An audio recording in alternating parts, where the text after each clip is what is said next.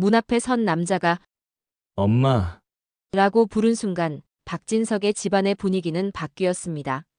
성재는 퇴근길 집 앞에 서 있는 남자를 발견합니다. 그러고 같이 들어왔죠. 누가 왔어요? 성재 뒤로 한우진이 서 있었고 고성이는 굳은 얼굴로 그를 끌어당겼었습니다. 박진석과 박영란은 서로를 바라보다가 시선을 가라앉혔고요. 이미 고성이가 오래전 남자아이를 낳았었다고 귀띔에 둔 탓에 존재 자체에 놀랄 겨를은 없었는데요. 다만 왜 지금 무엇을 노리고 온 건지는 누구도 알지 못했었습니다. 우진은 담담하게 말했다죠. 오랜만이에요. 그 한 문장에 서늘한 기운이 돌았었고요. 고성이만 짧게 고개를 끄덕였었습니다. 며칠 뒤 병원에서 검사를 받고 퇴원한 우진은 검은 셔츠를 걸치고 회사 로비를 천천히 걸었습니다. 박성재가 회의실에서 나오는 시간을 일부러 맞춘 듯 보였고요. 우진은 먼저 인사를 건넸었죠. 본부장님, 아니, 고자리를 비울 분이라고 불러야 하나요? 성재는 표정을 바꾸지 않고 말했었습니다. 자리엔 주인이 있어. 여기, 그리고 이 자리는 내 거야. 그 장면을 멀찍이서 지켜본 박진석은 아무 말 없이 돌아섰습니다. 그 침묵은 허락도 거절도 아니었지만 우진에게는 희망으로 느껴졌고요. 나를 완강히 내치지 않았다는 사실에서 본부장 자리를 차지할 수 있다고 믿는 사람의 눈빛이었습니다. 고성이는 그날 밤 우진을 불러 앉혀두었습니다. 무슨 생각으로 이렇게 불쑥 나타났어? 우진은 담담했고요. 밝혀도 되지 않아요? 고성이는 짧게 잘랐습니다. 닥쳐, 너 지금 죽고 싶어? 살고 싶어? 고성이는 본인과 우진이 천천히 쌓아올린 판이 단숨에 무너질까봐 속이 탔었죠. 우진은 어깨를 으쓱하며 조용히 웃었습니다. 엄마가 말하던 판, 이제 끝낼 때라서요. 그 웃음이 얄미워 보였고 동시에 낯설게 느껴졌습니다. 고성이는 한순간 머릿속이 환해졌는데요. 소울메이트라며 은호와 우진을 묶어놓았던 오래된 설계가 스스로 되갚음을 요구하는 시점에 도달했기 때문이었습니다. 태생부터 약했던 우진을 보며 언젠가 은호의 건강함을 빼앗아주기로 마음먹었었고 실제로 그렇게 만들었죠. 인정하고 싶지 않았지만 그건 사실이었습니다. 성인은 은호를 불러냈습니다. 우진이를 위한 간이식이 필요했기 때문이었습니다. 하지만 문제는 동이었습니다. 은호가 간을 내주겠다고 해야 모든 게 가능했죠. 고성이는 그걸 알면서도 직접적인 부탁이 아닌 세뇌를 택했습니다. 영나에게 했듯 가스라이팅을 말이죠. 그리고 과거 이야기를 하며 은호의 마음을 약하게 만들었습니다. 사랑하는 사람을 만나 이쁜 아이들을 낳았어요. 그리고 딸 아이는 바나나를 좋아했었죠. 그 후 매일 같이 은호를 불러내 앞전의 검진 이야기를 꺼내며 지인의 아들인 척 한우진의 이야기를 꺼냈죠. 은호 씨, 세상엔 그냥 지나가는 인연이 있고 운명처럼 이어지는 인연이 있어요. 우진이란 친구 알죠? 당신이 그렇게 좋아하던 그 아이. 네, 고등학교 때 친구예요. 요즘은 자주 못 봐요. 그 아이가 많이 아파요. 심각해요. 은호는 놀라며 물었습니다. 정말요? 괜찮아요? 고성이는 일부러 숨을 고르며 눈시울을 붉혔습니다. 지금은 크게 나빠 보이지 않는 우진의 건강 상태가 정말 더 심각해질 만일의 상황을 대비해 그녀의 간 이식 동의를 받아둬야 했기 때문입니다. 괜찮지 않아요. 근데 희망이 있어요. 당신 같은 사람이 있다면. 그 말이 무슨 뜻인지 은호는 그 순간엔 몰랐습니다. 다만 그녀의 눈물이 너무 진해서 믿을 수밖에 없었죠. 또 다른 문제는 이사회 준비 회의에서 일어났습니다. 본부장 자리를 차지하기 위한 한우진이 지배구조 투명성 강화를 위해 젊은 리더십으로 전환해야 한다고 발표를 했고요. 슬라이드 마지막 장에는 모호하지만 누구나 알아볼 수 있는 화살표가 있었는데 그 화살표는 본부장 자리 쪽을 가리키고 있었습니다. 박진석은 자리에서 팔짱을 풀지 않았고 몇몇 임원은 서로의 눈치를 보았습니다. 성재가 차분히 입을 열었습니다. 리더십은 목표가 아니라 결과입니다. 그리고 우리 팀은 아직 그 결과를 검증받는 중입니다. 우진은 미소를 지었습니다. 그래서 검증하자는 겁니다. 공개적으로요. 이사회는 바로 결론을 내리지 않았고 박진석은 회의 종료를 선언했습니다. 우진은 복도에서 고성희에게 속삭였죠. 봐요, 문은 열렸어요. 고성희는 짧게 답했습니다. 문은 열리면 또 닫히기도 해. 내가 들어가려면 조용히 들어가. 박영나가 거실에서 고성희에게 직접 물었죠. 엄마, 우진 오빠 엄마가 오래전에 입양 보냈다는 그 사람 맞죠? 고성희는 대답 대신 물컵을 내려놓았습니다. 그게 중요해? 영나는 고개를 끄덕였죠. 중요해요. 왜냐면 엄마가 사람을 대하는 방식이 여기서 시작됐으니까요. 고성희는 짧게 웃었습니다. 세상은 잔인해. 그리고 잔인한 세상에서 살아남는 법은 더 냉정해지는 거야. 영나는 고개를 저었습니다. 그 냉정함이 누군가의 몸을 건드리면 그건 방법이 아니라 범죄예요. 고성희는 아무 말도 하지 않았고 그 침묵이 더 무섭게 느껴졌습니다. 우진은 자신의 자리를 만들기 위해 속도를 더 올렸습니다. 박진석의 동선을 빠르게 파고들어 행사, 모금, 산악 프로젝트에 모두 얼굴을 비췄고요. 사람들의 말 한마디 한마디를 기록해두는 습관이 있었는데 그 습관이 하루가 다르게 사람을 끌어당겼습니다. 며칠 뒤 우진이 박진석의 집 앞에서 성재와 마주섰습니다. 형, 자리 비우세요. 아버님은 저를 인정하실 겁니다.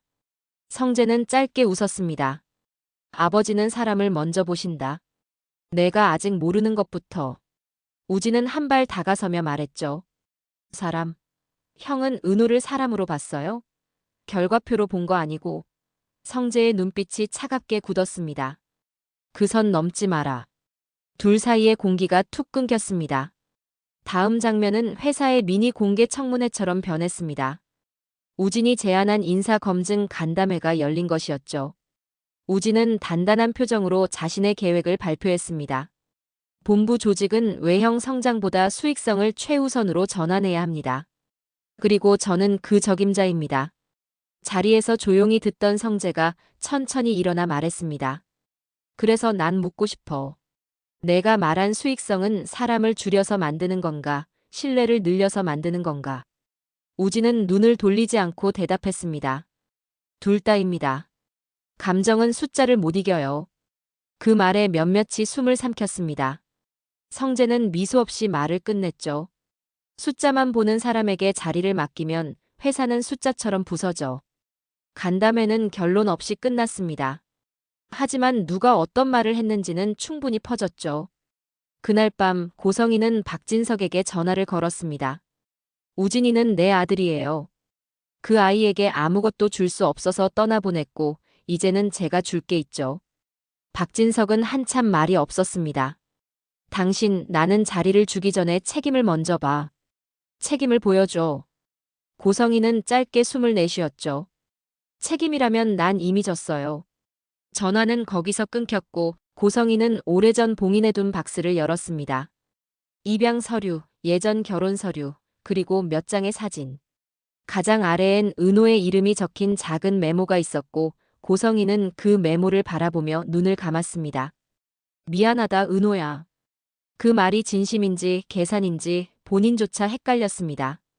며칠 뒤 고성희는 마지막 단계로 도덕을 지웠습니다. 은호를 다시 불러내 말했죠. 우진이는 은호 씨 덕분에 조금이라도 버텼어요. 하지만 이제 시간이 없어. 은호 씨는 착한 아이지. 누군가를 살릴 수 있다는 게 얼마나 큰 의미인지 알아? 근데 제 몸을 은호 씨, 당신 몸이 아니야. 당신은 그 몸을 빌려 쓴 거야. 누군가를 살리라고 하늘이 그렇게 만든 거야. 은호는 숨을 삼켰습니다. 그녀의 말이 너무도 확신에 차 있어서 잠시 진짜로 그렇게 믿을 뻔했죠. 이튿날 사고가 터졌습니다. 우진의 노트북에서 내부 고발성 문건이 유출된 겁니다. 문건에는 이식 대기자 관련 내부 검토한 리스트에는 지은호의 이름이 적혀 있었습니다. 지은호 마이너스간 수치 양호 예비 적합자 그것만으로 불법은 아니라고 했지만 사람들의 분노는 합법 비합법의 영역이 아니었습니다. 아직 이식이 확정되지 않은 상황에서 리스트가 만들어졌다는 건 사람들의 반발을 불러일으키기 좋았습니다. 사람들은 술렁였습니다. 사람을 리스트로 만들었네. 누군가 내뱉은 말이 회사 채팅방을 타고 흘렀습니다. 우진은 울분에 차서 외쳤습니다. 그건 조작이에요. 우진은 자리에서 일어나며 핏대를 세웠죠. 하지만 로그 기록에 남은 그의 아이디가 상황을 말해주고 있었습니다. 제가 그런 거 아니에요. 그 순간 박영나가 조용히 말했습니다. 그만해요. 더 가면 못 돌아와요. 우진은 그 말에 잠시 멈췄지만 곧 고개를 돌렸습니다. 그의 눈에는 광기가 섞여 있었고요. 난 엄마의 아들이야. 이건 끝까지 가야 돼. 고성이는 사무실에서 홀로 창밖을 봤습니다. 모든 게 빠르게 돌아가고 있었죠. 우진은 권한을 얻으려 했고 성재는 방어선을 세우고 있었고 박진석은 아무것도 결정하지 않았습니다. 그리고 은호는 아직도 하루에도 몇 번씩 이식에 대한 마음을 고민하고 있었습니다. 그때 고성희의 휴대폰이 울렸습니다. 수술 일정 언제로 할까요? 짧은 메시지였는데 그 한 줄이 불안을 더 일으켰습니다. 고성희는 한숨을 내쉬었습니다. 지은호. 도대체 언제까지 고민할 거야? 그리고 곧바로 생각을 고쳤죠. 아니야. 이제부터가 진짜 시작이야. 어떻게든 이식하게 만들겠어. 마지막 장면은 조용한 방에서 이어졌습니다. 박진석이 유언 대용증서 수정안을 앞에 두고 앉아 있었고 성재가 옆에서 한 장 한 장 넘겨보았습니다. 박진석이 말했죠. 사람은 언제든 바뀌지. 하지만 바뀌기 전까지 해온 걸 보고 판단해야 한다. 성재는 고개를 끄덕였습니다. 아버지, 전 준비돼 있어요. 바로 그때 우진이 들어왔고 말없이 한 봉투를 올려두었습니다. 이건 제 의료 기록 전체와 접근 로그입니다. 확인하세요. 태도가 바뀐 우진을 보는 시선이 방 안에 퍼졌습니다. 그 순간 문이 다시 열리며 고성희가 들어왔습니다. 고성희는 박진석 앞에서 멈춰 섰고 낮게 말했죠. 제가 틀렸다면 지금 인정하겠어요. 하지만 이 아이만은 기회를 줘요, 당신. 박진석은 한참 말을 아끼다가 결국 서류를 덮었습니다. 기회는 공짜가 아니야. 고성희가 허리를 펴고 우진을 보았습니다. 우진은 그 말을 이해한다는 듯 고개를 끄덕였죠. 하지만 그 고개 끄덕임이 진심인지 또 다른 연막인지 아무도 알지 못했습니다. 다음 날 회사 로비에 사람들이 모였습니다. 이사회 소집 공유 메일이 돌았고 안건에는 단 2줄이 적혀 있었습니다. 본부장 인사 재검토. 내부 정보 접근건 조사 결과 보고. 엘리베이터 앞에서 우진과 성재가 마주 섰습니다. 우진이 먼저 말했죠. 형, 이긴 사람이 책임지는 거예요. 난 그 책임을 질 준비가 돼 있어요. 성재가 웃지도 않고 대답했습니다. 좋아. 그 책임에 사람도 들어간다는 걸 오늘 배워라. 문이 열렸고 둘은 동시에 타올랐습니다. 그리고 아무도 보지 못한 곳에서 또 하나의 조각이 움직였습니다. 고성희의 오래된 박스에서 사라진 한 장의 사진. 거기엔 아주 어릴 적의 우진과 이름표 없는 아기가 함께 찍혀 있었죠. 사진 뒷면에는 낡은 글씨로 까지 적혀 있다가 끊겨 있었습니다. 누가 가져갔는지 왜 가져갔는지 아직은 아무도 모르는 채로요. 단지 한 가지 사실만 선명했습니다.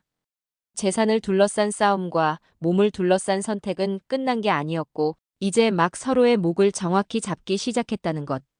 그리고 그 싸움의 한가운데 지은호가 다시는 도구로 불리지 않겠다고 아주 조용히 하지만 단단하게 마음을 세웠다는 것 말입니다.